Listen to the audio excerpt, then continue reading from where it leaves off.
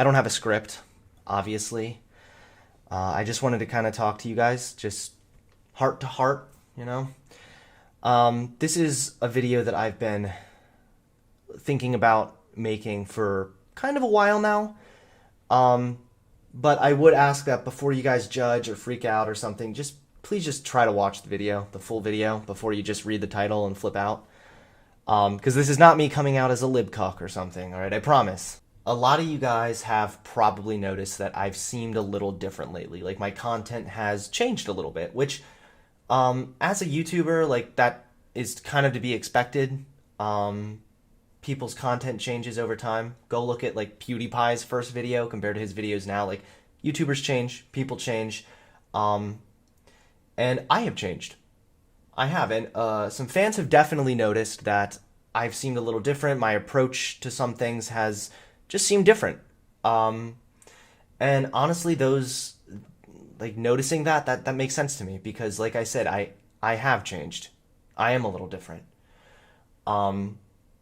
People, of course, have been accusing me of being a liberal or a leftist or something, which is just not true.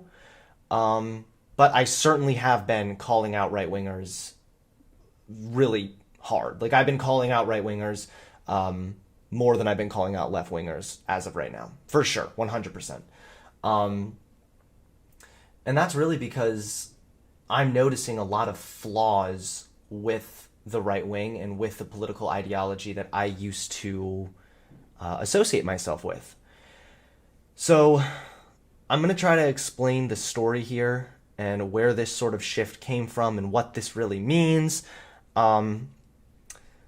And I'm going to do my best to explain this as, like, authentic as possible because, like I said, I don't have a script, so I'm trying to just, talk to you guys one-on-one. So I would say it probably all started back in the mid-2018. Carissa, who's my wife now, but she was my girlfriend at the time, got pregnant, as many of you know. And I was, like, completely petrified when I found out. Having a kid was probably the furthest thing from my mind. Like, when I found out she was pregnant, I legitimately thought my life was over. Like, flat out, I thought my life was fucking over. I thought that I was going to be, doomed. I thought my career would be dead. I thought I wasn't going to be able to live my life the way I wanted to. A lot of, like, some selfish stuff, yeah. But, like, I mean, I would be lying if I didn't tell you that I was more afraid than I've ever been in probably my entire life.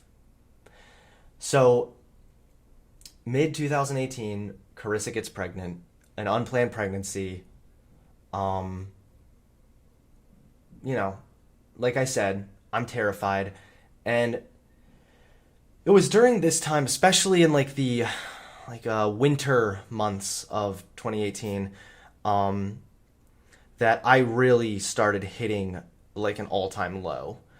You probably didn't notice too much from, like, my videos then when I was posting my videos, but behind the scenes I was becoming a version of myself that I am ashamed of and that I am disgusted by now, looking back. There are rumors that I cheated on my girlfriend or my wife or whatever, which is not true. I never cheated on her, but I did a lot of things that hurt her pretty bad. And I'm not proud of it at all. Mostly I was just acting like an asshole, though.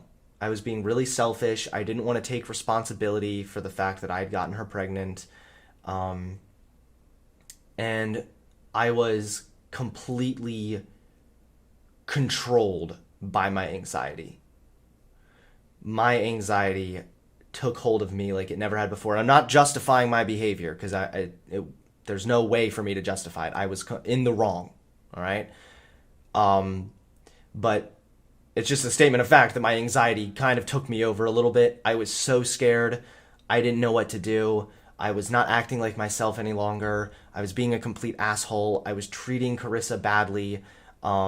I was just being really mean, and I was kind of unpleasant, and we got in a lot of fights, and it was just, we were both under a lot of stress, and my bad attitude and my selfish behavior just like contributed to the stress, making it worse and worse.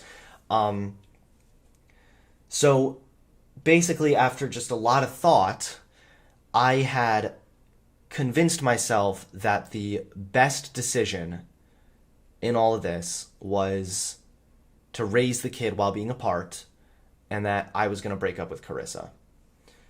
Again, another decision that I look back on and regret, and I'm so thankful that now we are married, so things thankfully did kind of work out. But for months on end, I contemplated what to do.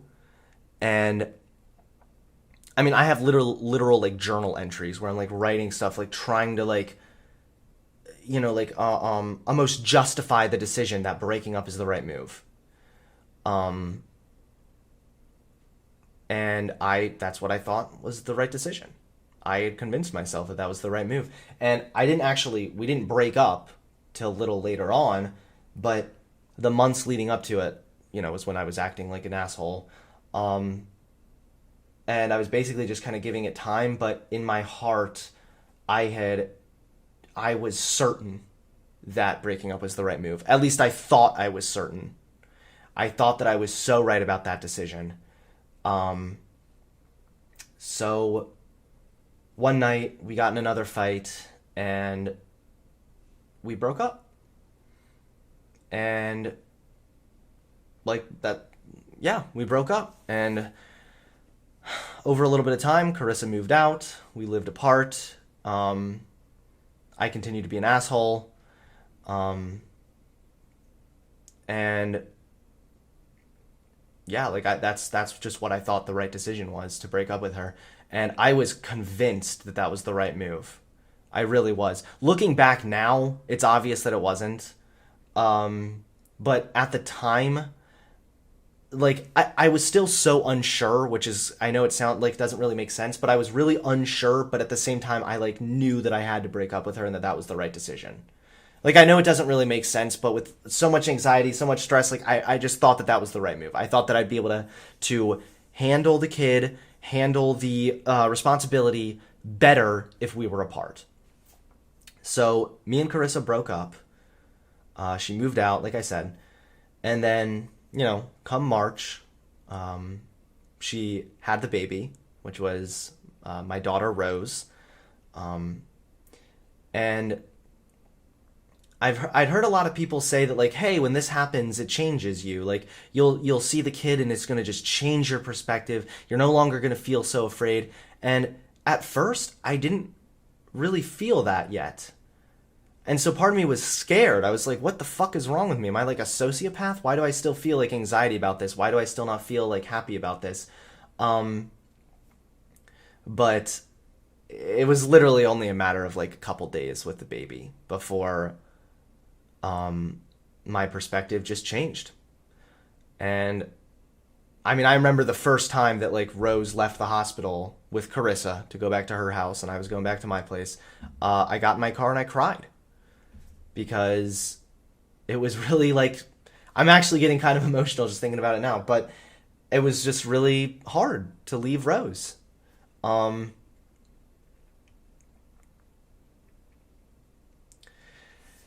Yeah, I mean, it was a tough thing, And so me and Carissa were apart for a little while. And, after we had Rose, it didn't take long for me to realize that I had made a huge mistake in breaking up with Carissa. I still loved her. I absolutely adored Rose. And so by now you're probably wondering, like, Hunter, what does all this have to do with, like, you leaving the right? Like, what does this have to do? But I promise, I am getting there. I promise. So basically, we got back together, started dating again, and things were different this time because, for multiple reasons. One, I was on medication, so my anxiety was no longer so out of control. So I was able to kind of put that in the back burner and really think reasonably and level-headed and logically about things. And I knew that if I was going to ask Carissa to be my girlfriend again, that I had to be dead serious about this and that I could never make that same mistake again. I could never ask her to start dating me again or give me a second chance and then break up with her again and ruin everything again.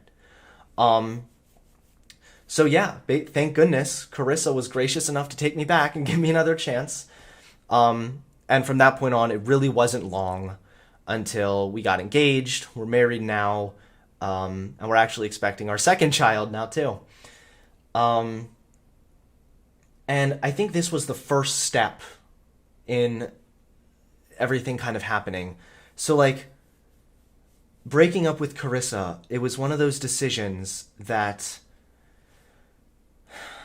I felt so strongly about, and I thought in my mind at the time, I thought that I was so right about this, but I turned out to be so incredibly wrong.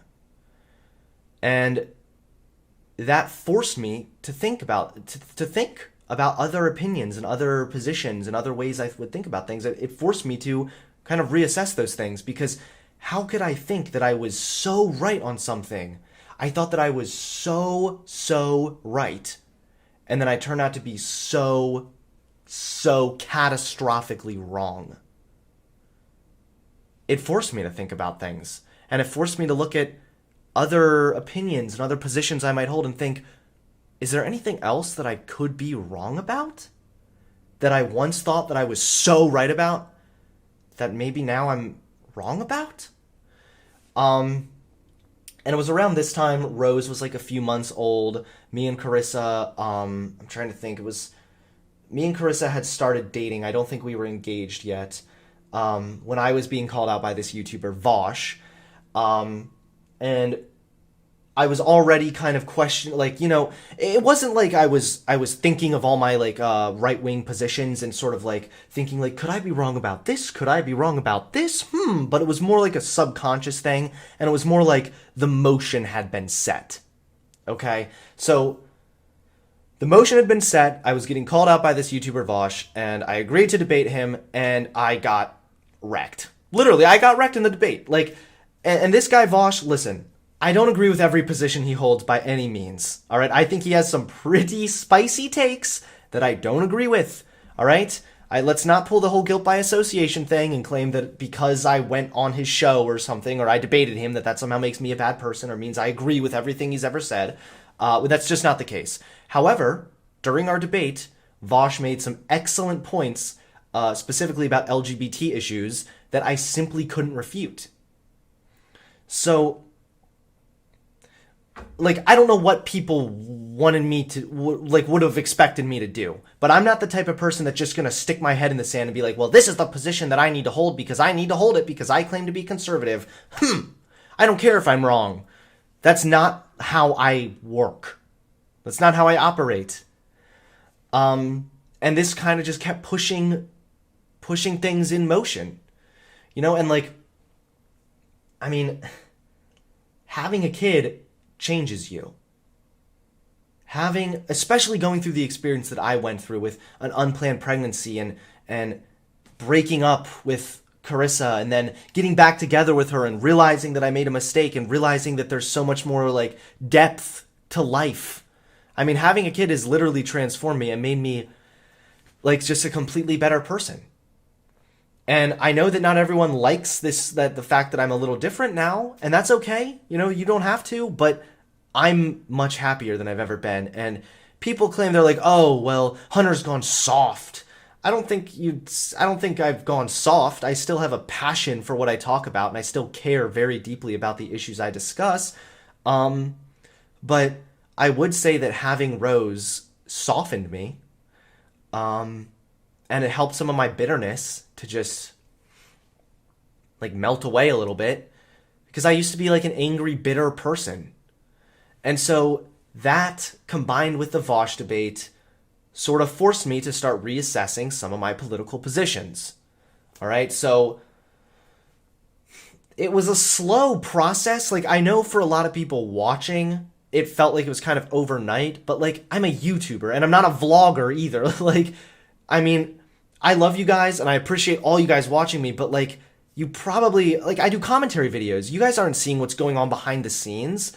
Like, most people watching had no idea that, like, during 2018, I was going through, like, an unplanned pregnancy. I had no idea what to do. I was going through the most stress of my life because people just saw me for 10 minutes sitting down to my camera and talking about, like, just political issues.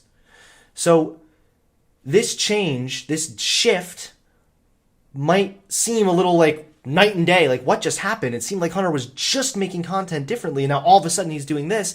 But that's, in all honesty, that's just because you didn't see behind the scenes. You didn't see how much of my life was changing and how my perspective was changing. And so having a kid really forced me to begin examining, like, a little more of the depth that there is in life and a little bit more of the nuance that there is. This, combined with the Vosh debate, with being presented with arguments that I couldn't refute, kind of, like, I remember after that debate thinking, I was like, do I just move on? But, like, I may have been wrong about something. I don't want to be wrong because I care about truth now and I cared about truth then. For example, I realize now that I was definitely wrong about some LGBT issues. And I consider myself pretty pro-LGBT now. I even have tried to debate other conservatives on those issues. There are just certain issues that my perspective has changed on, and I think it's because, you know, everything I just explained, and because I'm growing up as a person. I'm changing and I'm maturing, and sometimes with that change and with that evolution, with that maturing, your worldview and your opinions are going to change as well. So, I guess, like, what am I now? What does that mean, right? Like, I've left the right. I don't no longer consider myself right wing. So what am I? As much as I absolutely hate the term, I find it to be very cringy. I guess you would consider me a centrist. I guess, because I really am not too extreme on either side, and I hold positions that kind of align with both sides. For example, I would probably side with the right on, like, gun issues. I'm anti-abortion, freedom of speech.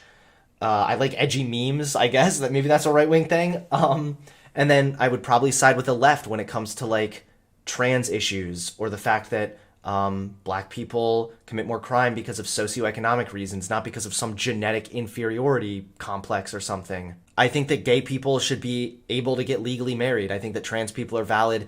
These are some issues that I'd probably side more with the left on, and that's okay. For a long time, I didn't really think it was, and I thought that I was going to be ostracized and out and, like, kind of outcasted from right-wing circles, which I was.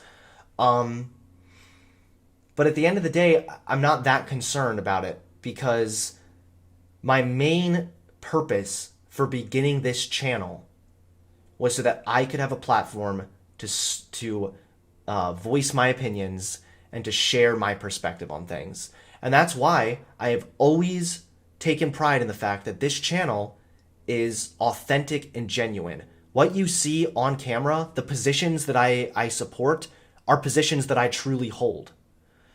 And so I basically come to a point where I'm like, I no longer agree with the right on LGBT issues. I no longer agree with some of the far right's ideas on black people, or on whether or not this country is supposed to be a white country only or something. And I had to kind of think to myself, the purpose of this channel was for me to talk and for me to share my authentic, genuine opinions.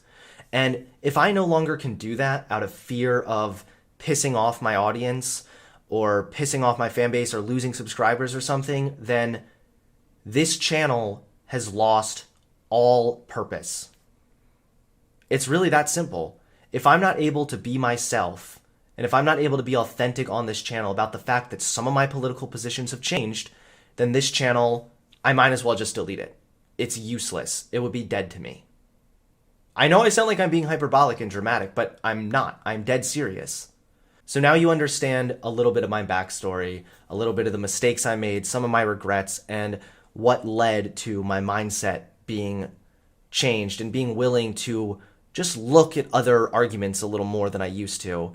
But what are some more practical reasons why I've left the right? coming from right-wing circles and looking back, I certainly recognize a lot of flaws within the right. And that's not to say that conservatives are all bad racists or something like that. I mean, I consider myself a conservative for the longest time. I don't think I was a bad person, and I don't think the people that watch me are bad people. Okay, so I just want to make that very clear. I'm not sitting here to shit on a bunch of conservatives or anything, but just right-wing kind of ideology in general. I noticed some flaws with it, and I think the biggest reason why I'm leaving the right is that I was wrong about what I thought it meant to be right-wing. To me, conservative meant you want limited government, kind of keep the government out of your business, live your life freely, do what you want as long as you're not hurting other people. I recognize now that that is more along the lines of centrist, libertarian, I guess.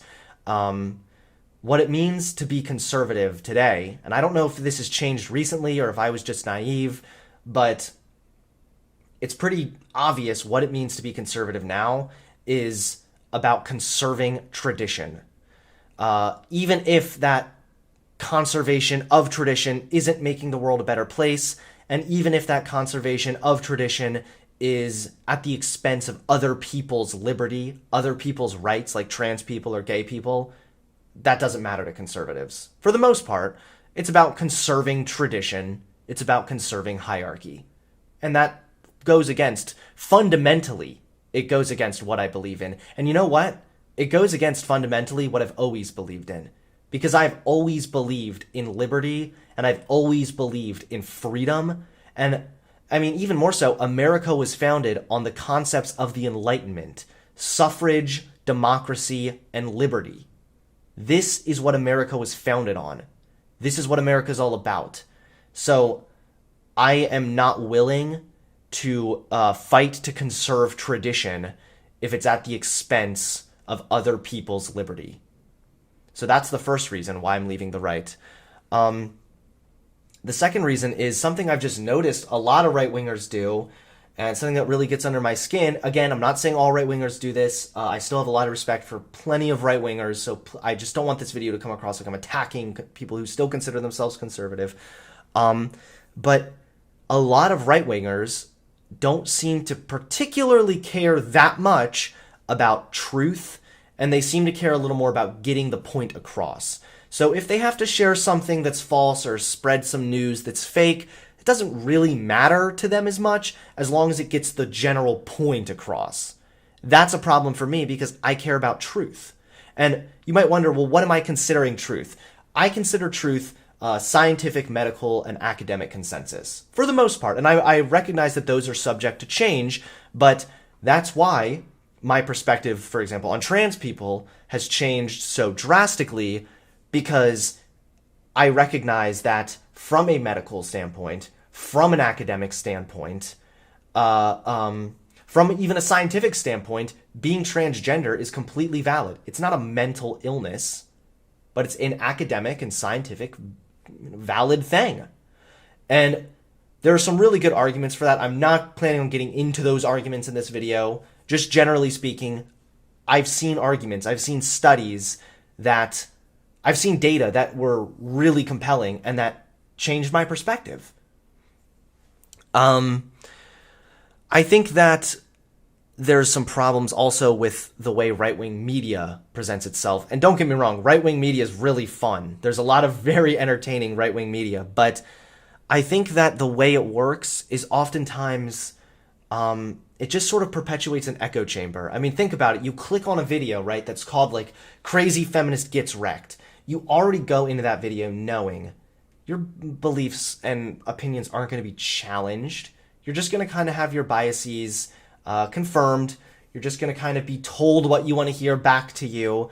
And you're going to see some dumb feminists get wrecked. Which, don't get me wrong, that can still be really fun, because there are some really fucking retarded feminists that are really fun to make fun of, and it's really fun to sometimes watch them humiliate themselves.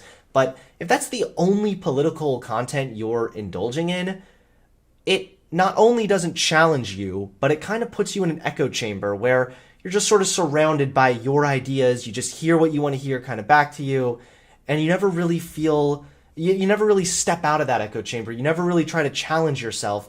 And I noticed that even for me. Like, this years back, I would be researching videos, and then, sometimes I would bump into an argument or bump into something that would challenge me a little bit. And rather than really confront that and try to understand it and see, like, is this a good argument? Do I want to go this way? I would kind of just click off the tab, click off the page, go back to what I was familiar with, because I got to kind of keep going with that the right wing talking points. I think that another problem with the right is that they don't care about mediocrity. Like, it doesn't matter what level of mediocrity you have. Like, you can be the most mediocre, boring content creator, and as long as you are saying what right-wingers want to hear, as long as you're kind of peddling those ideas, you're good to go.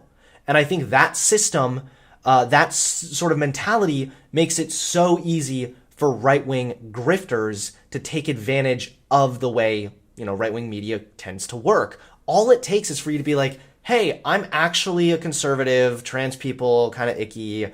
I used to be a lefty, but now I'm conservative. And then look what happens. Like, next thing you know, you got a Blaze TV show. Like, it's kind of just, it makes it really easy to be a grifter, and it doesn't platform good arguments as much as it platforms just telling people what they already want to hear. And I guess my final reason for leaving the right is that there's just a lot of, like, dogmatic screeching for when people think differently. And I used to think that this was a problem that only happened on the left, but it's very clearly happened on the right because it happened to me.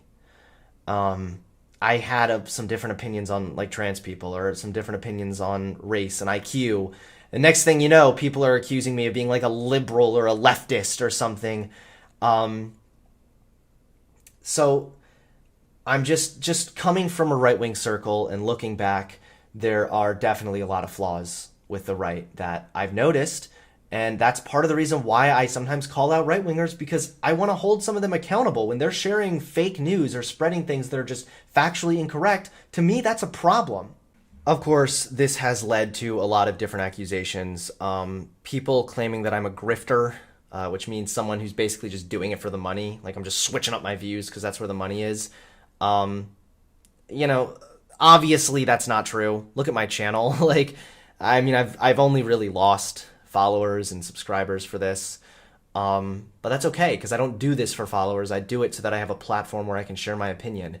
And to the people who act like I'm a moron for having some of my opinions change, I would just ask you, like, do you still have the same opinions that you had when you were 19?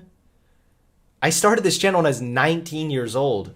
I'm 23 now with a kid, a wife, and a house. Like, my opinions are going to change with some things. That's just natural. And I think that if I still had the same opinions that I had when I was 19, that would be worse than being just a grifter. It would also make me just stupid and immature. So, of course, there are people claiming I'm a grifter, that I'm just doing this for money or whatever, and those people are allowed to think whatever the fuck they want. To be honest, I can't, I'm not, there's people that hate me, I can't change their mind, because they hate me, and they hate me, and they hate me, and that's it. It doesn't matter what I do. There's nothing I'm going to show them that's going to compel them, so fuck them. But I'm not a grifter. I'm not doing this for money. I have no financial gain from this. And it is certainly a little irritating that people are accusing me of being a grifter or doing something just for money when I think if I were regurgitating the same right-wing talking points, even if I didn't believe them, that would make me a grifter. What I'm doing right now is not the move of a grifter. I mean, I'm just trying to be as authentic and as transparent and as truthful as I can. But I just hope that you guys can understand a little bit why I left the right, why I no longer really consider myself a right-winger. And I hope that you guys will still accept me. I hope you'll still watch my videos, because you've seen my recent videos. They're pretty reflective of my newer views while still kind of being true to the brand, I think. But I know that this video could get a lot of backlash. I know this video could be really damaging to my channel, but I just don't really, like, I do care, but I need to say this. I need to get this off my chest, and to be honest, it feels a lot better that I have. So, thanks for watching, guys. I hope you can understand. New videos will be returning soon. See you all later. Peace.